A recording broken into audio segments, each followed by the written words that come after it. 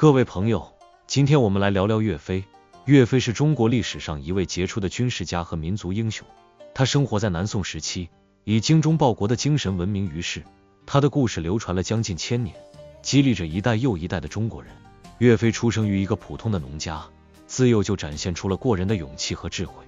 他从小就好武，特别喜欢练习武艺，还拜了名师学习兵法。他的母亲在他背上刺下了尽忠报国4个字，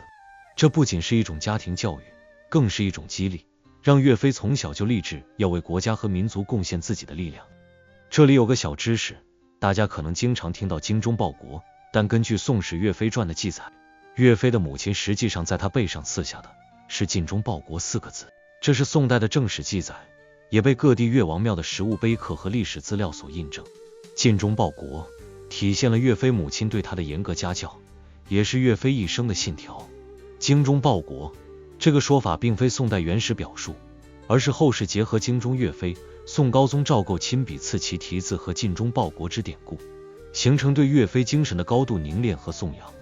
宋高宗曾手书精忠岳飞，后人为表达对岳飞更高层次的忠诚和爱国精神，将精忠报国与岳飞联系在一起，逐渐演变为成语和象征性表达。